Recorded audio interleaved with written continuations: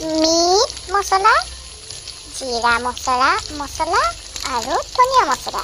এইকেইটা এতিয়া মই মছলাবিলাক ইয়াত দি দিম। দি লৈ এতিয়া এয়া অলপ সময় ভাজিম। তাৰপাছত মাংসখিনি ইয়াত দি দিম।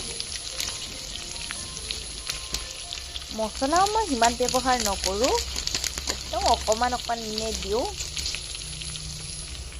আৰু বেছি মছলা দিলে খাবলৈও ভাল লাগে, তথাপিও কিন্তু ইমান নিদিওঁ মই।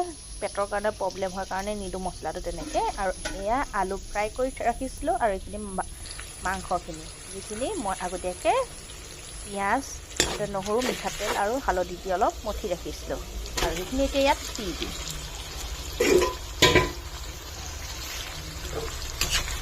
আৰু মাংসখিনি এইদৰে ভাজি থাকিম। আৰু মাংসত যিখিনি কেঁচা পিঁয়াজ দিছিলোঁ সেইখিনি যাতে ধুনীয়াকৈ সিজি যায় আৰু মাংসৰ পৰা ওলোৱা পানীখিনি শুকাই যায়। আৰু শুকাই যেতিয়া এটা কালাৰ ধুনীয়া হ'ব তেতিয়া গৰম পানী অলপ দিম আৰু দি পূৰা সিজাম। আৰু সিজাই লাষ্টত চাব কেঁচা ধনিয়া দি দিম মই।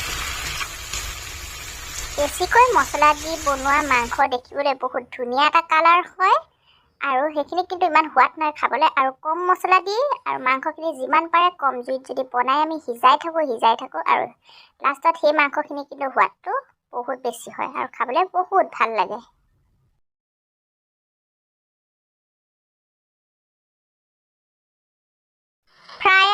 ফ্ৰাই কৰা আলুখিনি মই দি লৈ এৰিছোঁ কেনেকৈ মই ভাজি আছোঁ।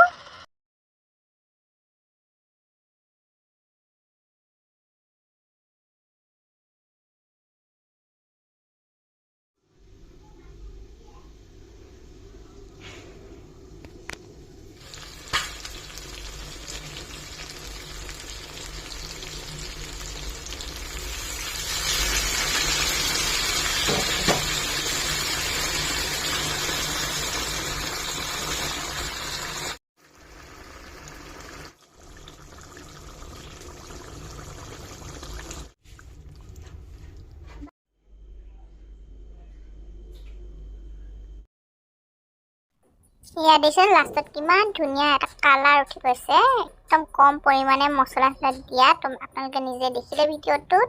যিমান পাৰোঁ কিন্তু মই ভাজি থাকোঁ সদায় মাংসটো। লাষ্টত দিয়া যায় খাবলৈ যে কিমান সোৱাদ হৈছেনে লোকেল চিকেন হয় ইয়াতে।